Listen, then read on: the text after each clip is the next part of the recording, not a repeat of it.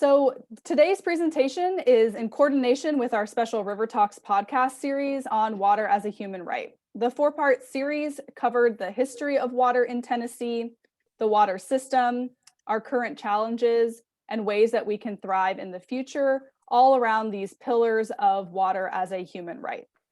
The series was really just the beginning and scratching the surface of the conversation around water as a human right. There's a lot more to the conversation that we weren't able to have in that podcast, but it really is a great basis to get started. If you've not had a chance to listen, you can find full episodes as well as transcriptions of the podcast on our website. That's just at cumberlandrivercompact.org/rivertalk. So you can both listen to them and read them there. We'd like to thank Humanities Tennessee for their support of water as a human right, this special River Talk series, and especially their understanding as we navigated this COVID year, transitioning from what we hope to be more of an in-person River Talk series to our podcast and this Zoom presentation. So during that podcast, we had several experts from across the state of Tennessee join us for those conversations, and several of these folks are here today, so you might see them in the chat and in the conversation as well.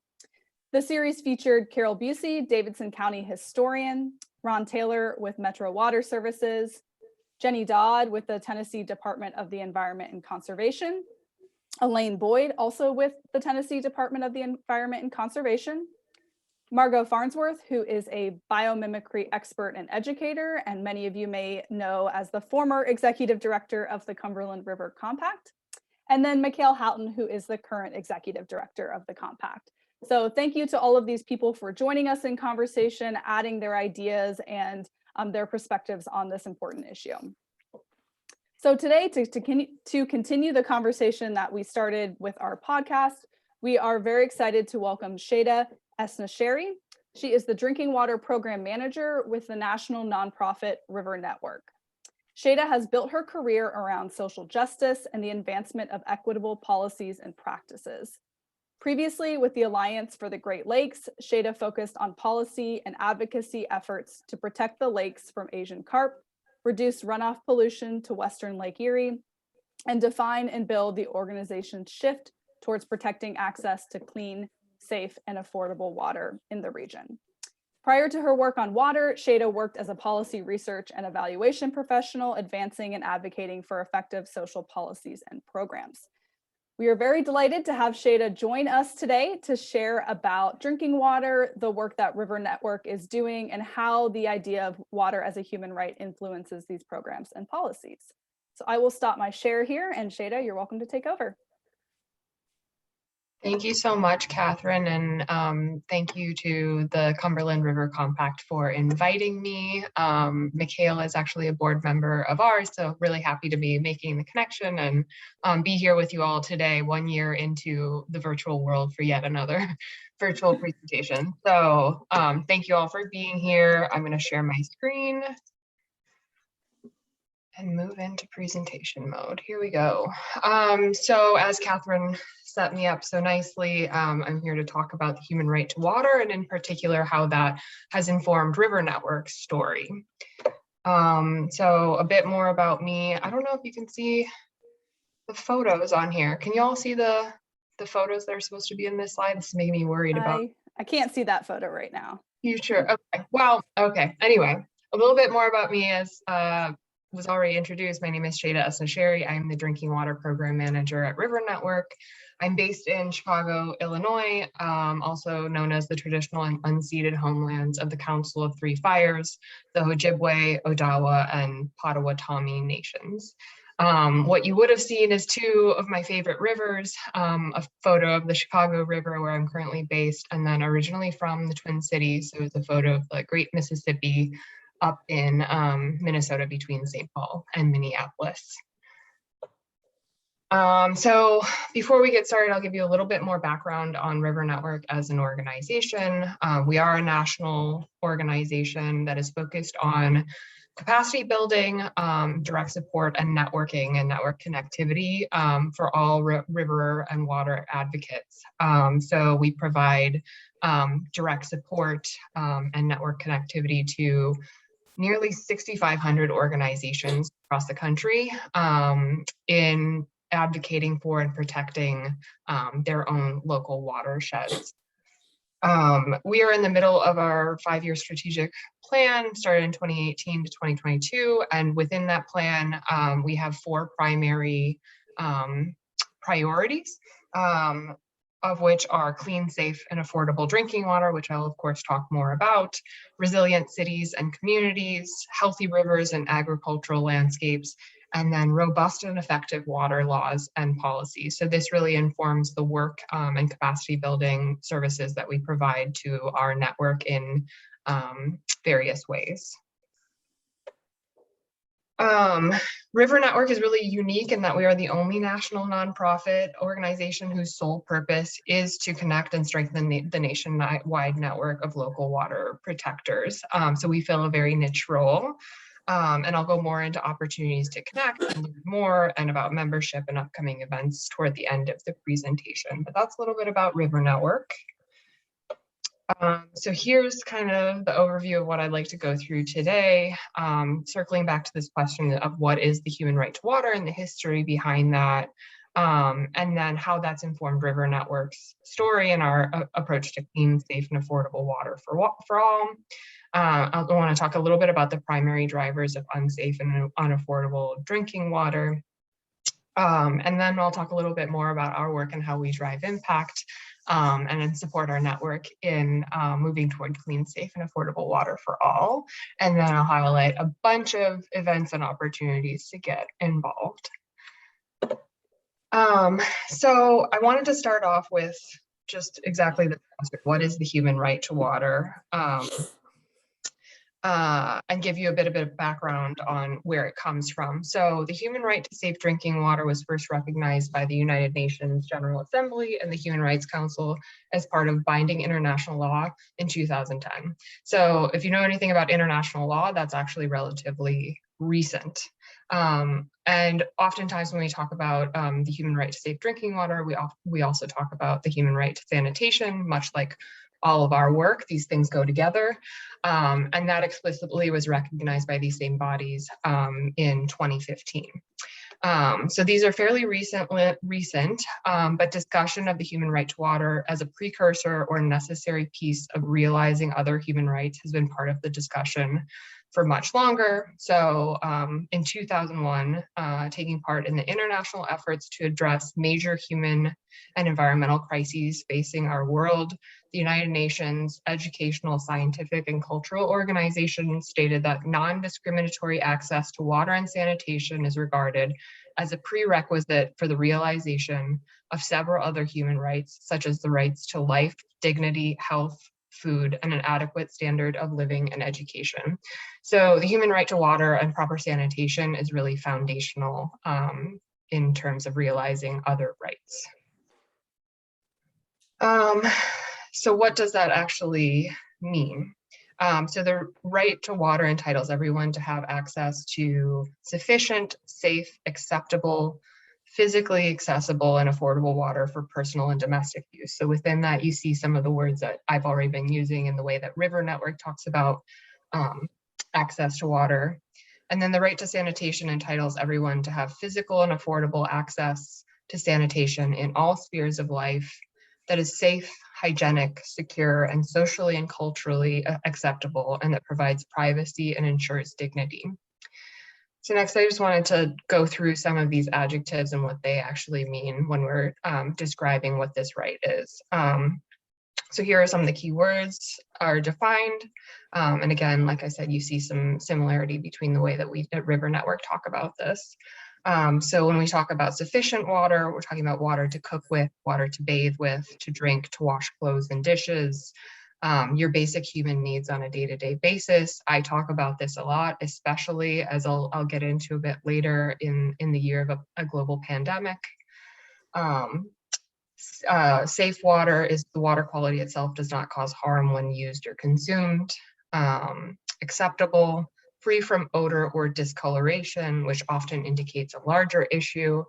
And then there's this piece about sensitivity to gender and cultural appropriateness that generally applies more often in the international context where individuals often have to go outside of the household for to gather water or to use sanitation services. And in particular, women or girls end up being the ones that leave the home to retrieve water, and then also are subject to other sensitivities due to their gender and in particular reproductive cycles. So physically accessible. So for us at River Network and me myself, this is often ensuring water is accessible within the home, or that no one should go without running water within their home.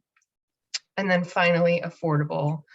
Water should not be so prohibitively expensive that is inaccessible by any one person. So that's a little background on the human right to water. And as I mentioned previously, River Network has 4 key priority issue areas of a result of the strategic plan that we're in right now, one of which is access to clean, safe, and affordable drinking water. And where these key priority or issue areas came from is really in response to both our board and our network and the shift in priorities for our communities. So there was a real sea change, particularly in the Great Lakes region where I live and work and focus a lot of my work, since the Flint water crisis, which continues to be an issue and includes not only water contamination issues, but water affordability issues within Flint and across the state of Michigan and frankly across our region, and particularly in the city of Detroit. It's estimated that 13.8 million households face unaffordable water bills. I actually think the number is higher than this because the metric used for this reference is based on an older EPA standard that's 4.5% of median household income of a census tract. So it was meant to actually look at utility affordability, not community affordability. So I actually think the number is much higher than that.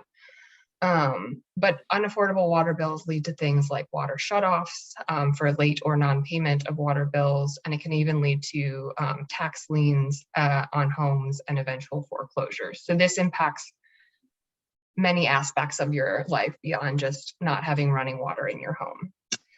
We also know that contamination is a real concern for many, be it lead exposure from old lead service lines, as was part of the issue in Flint, where the water supply was switched and the anti-corrosive failed due to the change in pH of the new water source. We also know that contaminants like PFAS and PFOS, or per and polyfluoroalkyl substances, the nonstick forever chemical, are being found in water sources. So a slew of issues from source water all the way to the tap that have really risen to the top for our community and caused us to expand our network beyond just the more traditional local watershed or conservation organizations to include more community organizations who are coming to this issue of water because it's an issue in their community, and kind of having to start at the 101 level to understand water systems and how they can intervene. So our approach in all of this has been to follow water from its source all the way to the top. Again, working with those more traditional local watershed organizations and saying what good is water at its source, or sorry, protecting water at its source if by the time it gets to your tap, it's undrinkable. We also know that rivers provide 2/3 of our national drinking water supply, roughly. And we know that to address this issue of clean, safe, and affordable drinking water, we must not only face this issue from a traditional conservation or ecological perspective, but a social perspective, as well as it is an issue that has a disproportionate negative impact on particular communities, namely low-income communities and communities of color. So we want people to be able to safely access our water resources either at the river or within their home. I think that's really the objective that we have. So to take a step back, I wanted to just provide a very quick, not by no means exhaustive, but brief overview of some of the primary drivers of unsafe and unaffordable water. So I talked a little bit about source water protection and contamination, the forever chemicals, PFAS or PFOS, harmful algal blooms, which of course are related to both agricultural pollution as well as things like combined sewer overflows and wastewater issues. And those have direct impacts on drinking water when it comes to your tap, whether it's additional cost for treatment of that water or not having the proper treatment technology to get rid of these contaminants by the time it's coming out of your tap. Water infrastructure, water loss, and safety. So we know, and particularly again in the Great Lakes region, outdated infrastructure can drive up water bills by because of leaks. So there's a lot of water loss in our community. There's concerns about safety of the infrastructure and ability to maintain compliance with Safe Drinking Water Act regulations. We know there are big contamination concerns, particularly after what happened in Flint, but like, for example, the state of Illinois has the most lead service lines within the country. They were the city of Chicago, I believe, was one of the last places to outlaw use of lead in service lines. So overall, we have a big water infrastructure issue in terms of safety and affordability.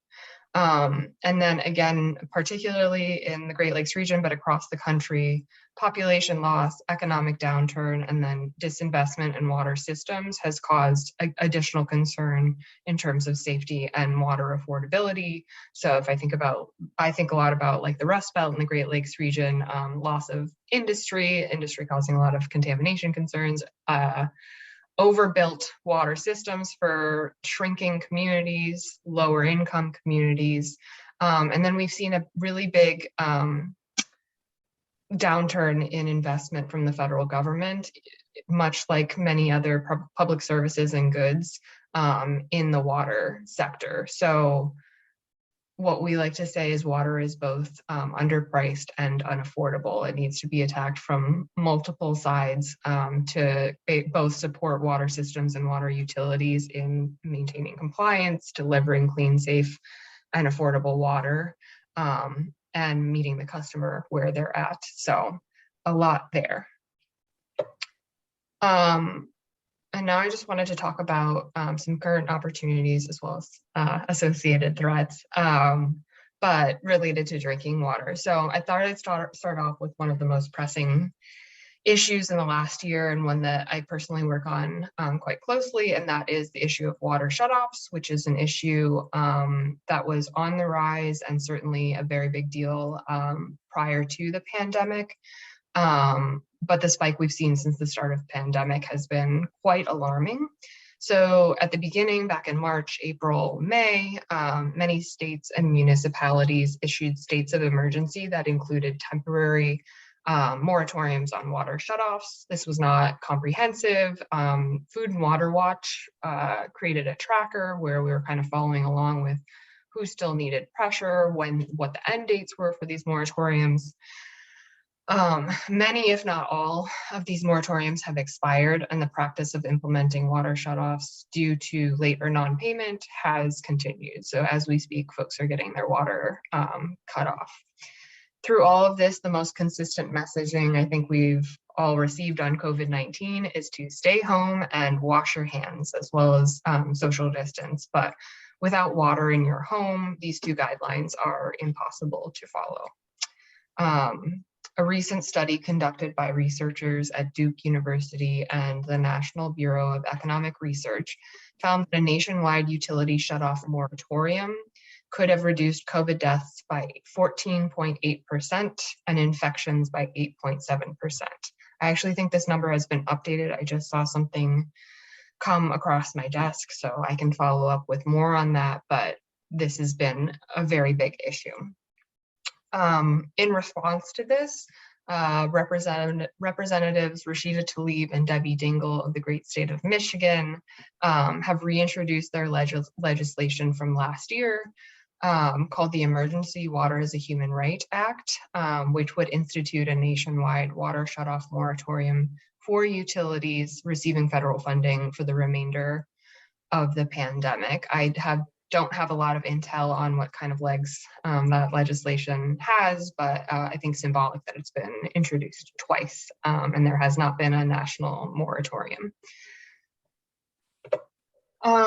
There is additional work being done in Congress to address the water affordability issue in the immediate term as well as the long term. So here I wanted to highlight something that's I've been tracking quite closely. That's been a pretty big deal, and that is Congress has authorized funding to the Department of Health and Human Services, HHS, for a temporary low-income water assistance program. This is not something that has existed until now, even though we have been in a water affordability crisis for several years.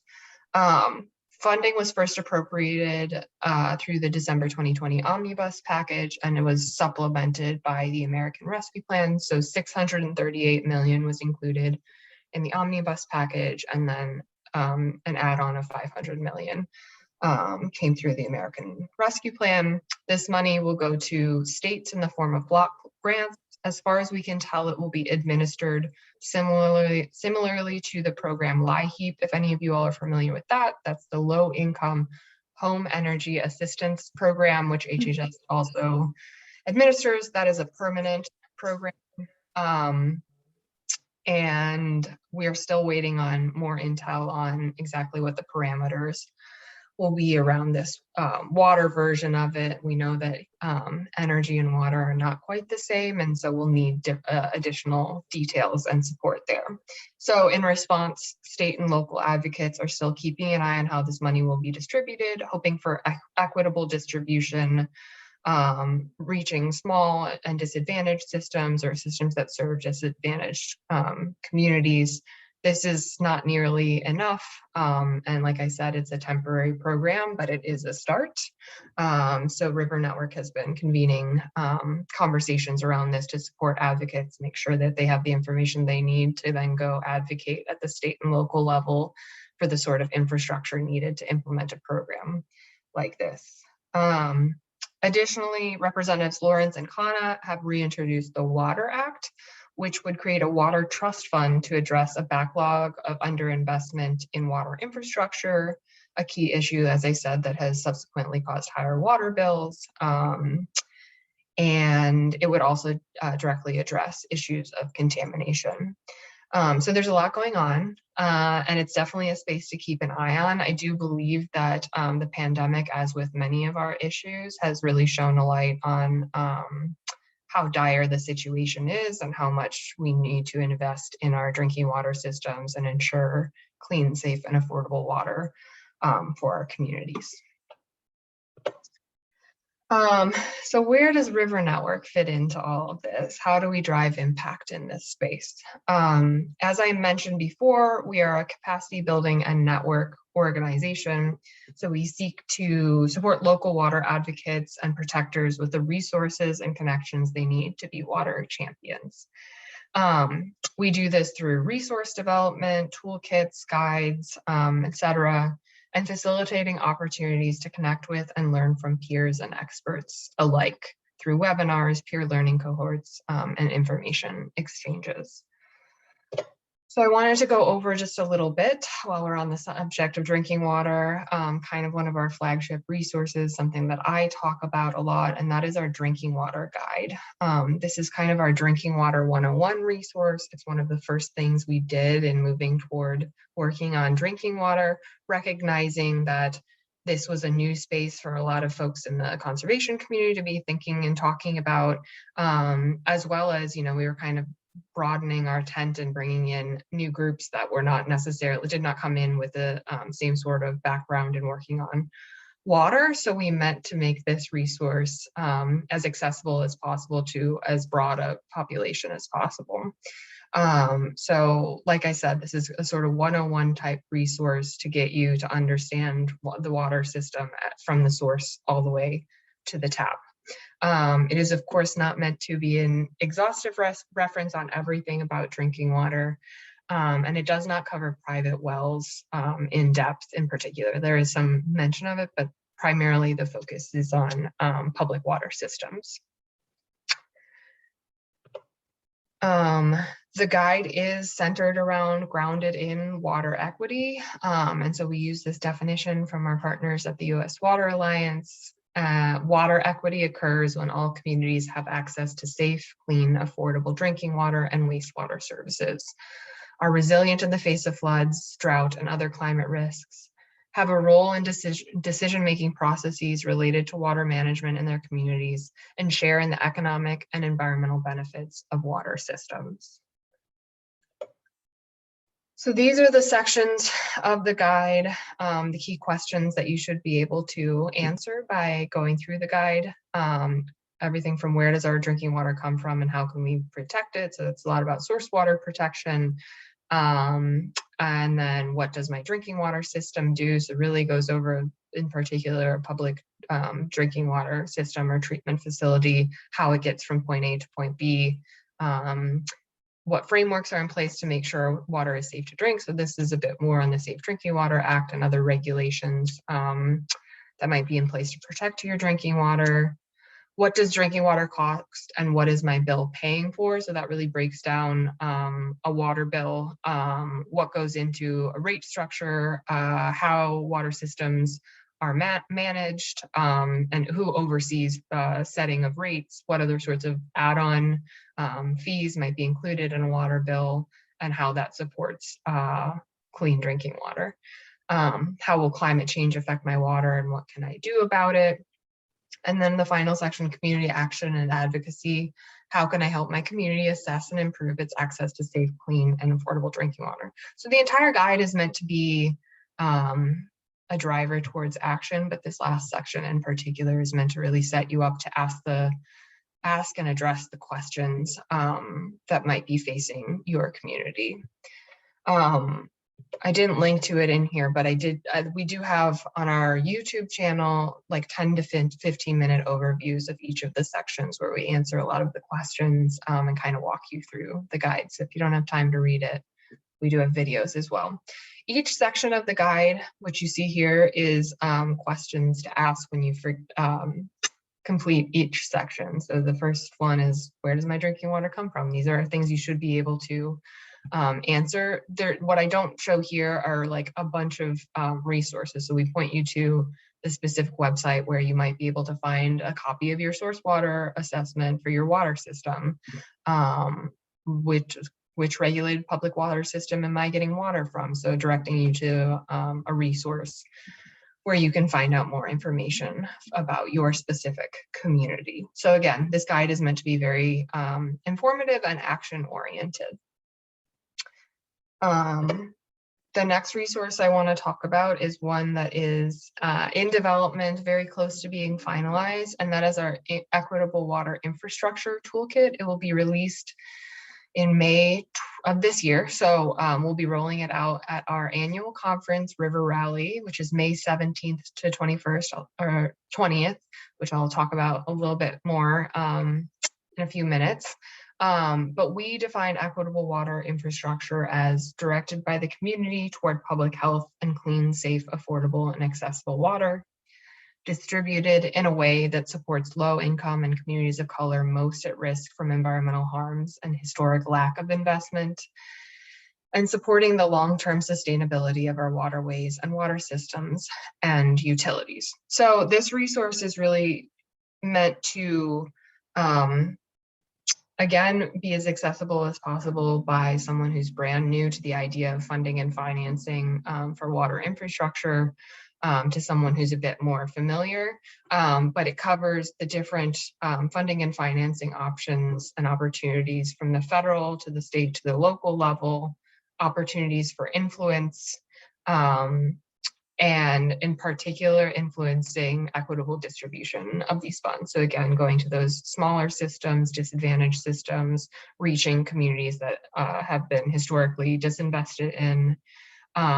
Within that, we have a decision-making and influence section to really walk, like similar to the drinking water guide, really walk you through specific questions to ask, who to get in touch with, what your role as an advocate might be.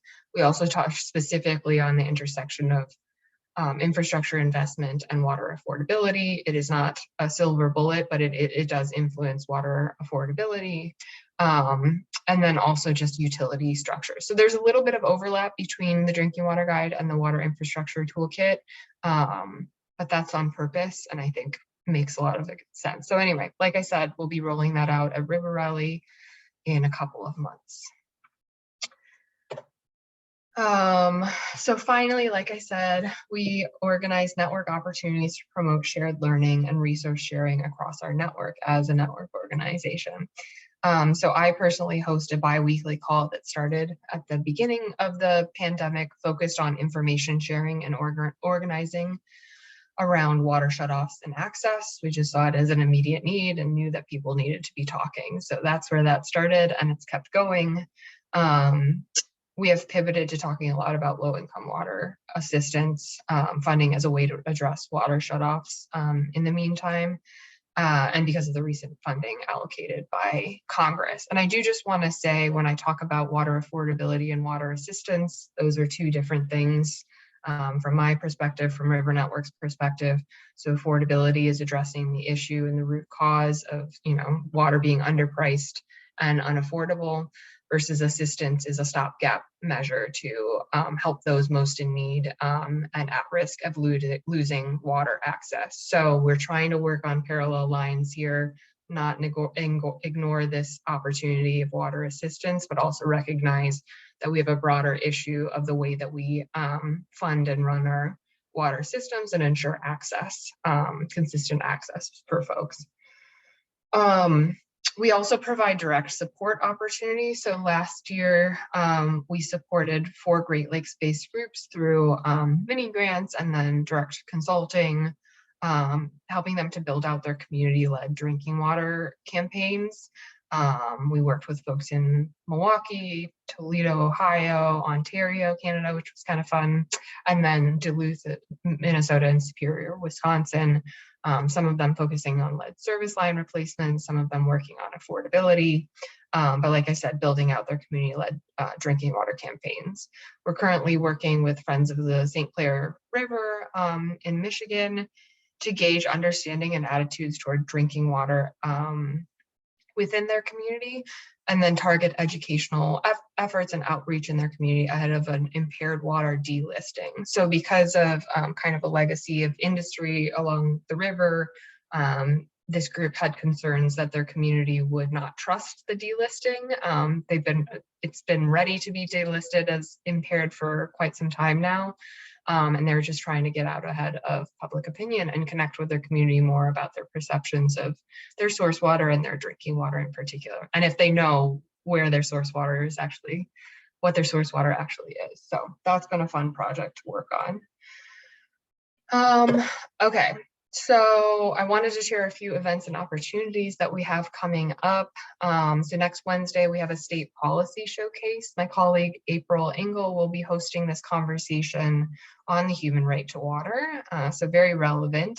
And she'll be hosting 2 people, one from Virginia and one from California, that are going to talk specifically about their legislative efforts to enact a statewide human right to water. So not only what that took advocacy-wise, what the symbolism of that is, but also what that means practically, because I think a lot of us, when we talk about human right to water, are like, okay, what does that actually mean? What does that actually accomplish? So I think that should be a great conversation. So again, next Wednesday. April is Drinking Water Month at River Network. So what that means is just our communication efforts are going to be really focused on drinking water. I am finishing a blog on the low-income home water assistance program, that funding that I was talking about earlier. That should be coming out in our monthly River Voices newsletter. So I linked the where you can subscribe to our newsletter. And then of course you can follow us on all the other social medias, where we'll probably be boosting work of our network members, talking about drinking water in the news, and that sort of stuff. So follow along. Um, then, as I mentioned, we have an annual conference, River Rally. We're going through year 2 of virtual River Rally.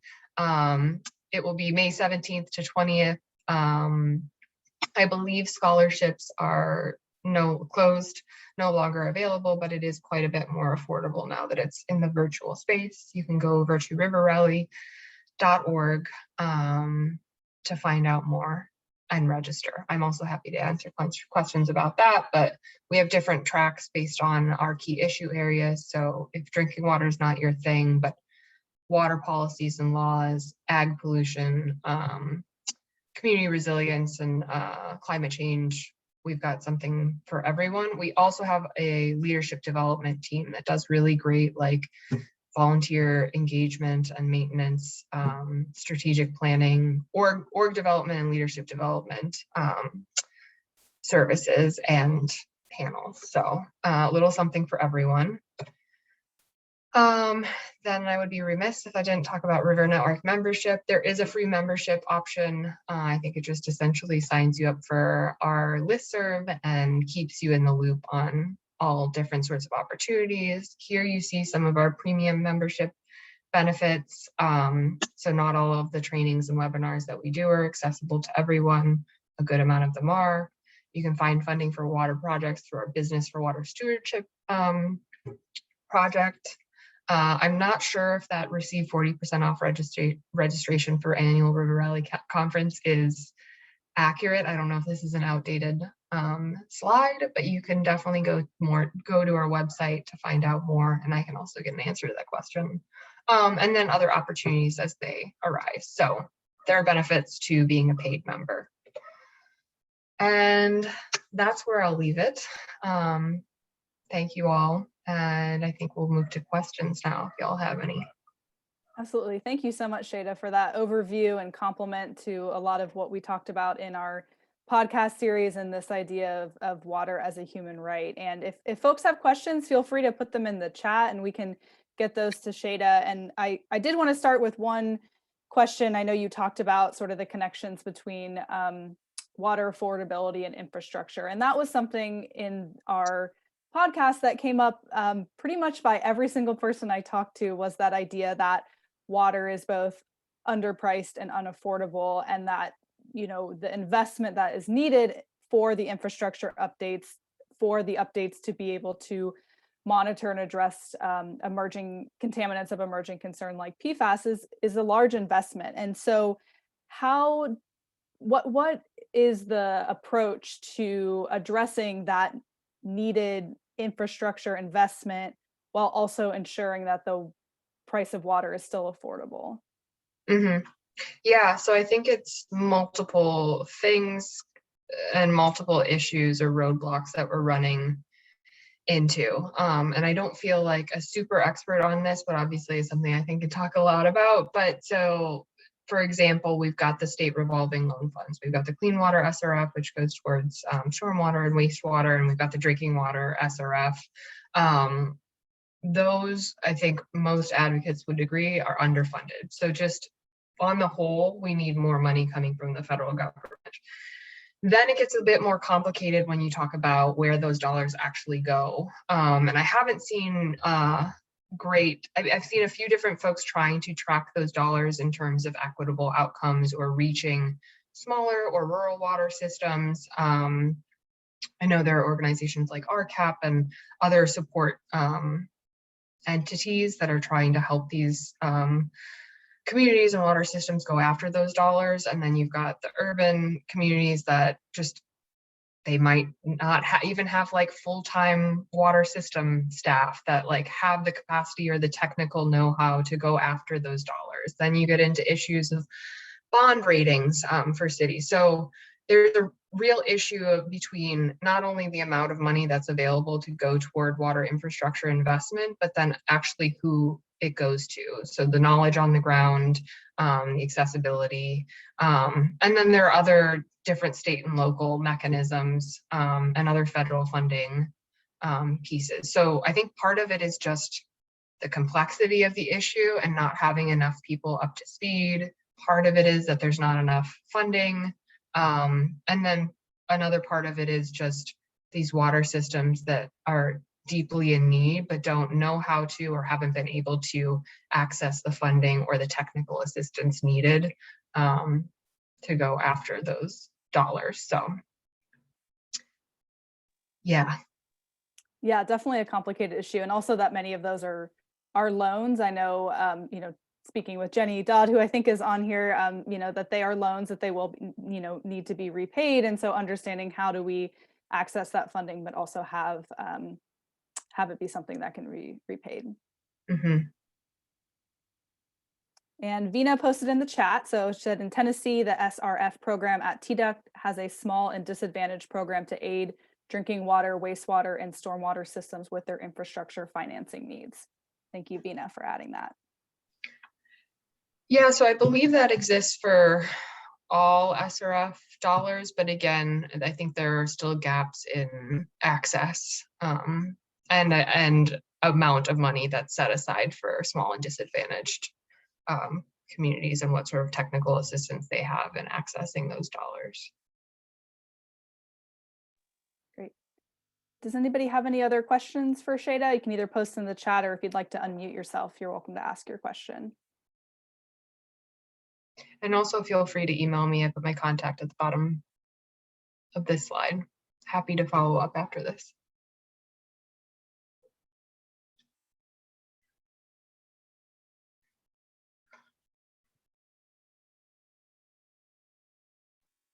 So another comment in the chat from Chris, it's very difficult to meet EPA water quality and EPA/TDEC water quality regulations and financial regulations to serve rural areas of, say, 6 customers per mile. A focus on private wells for cost-effective treatment process would be good.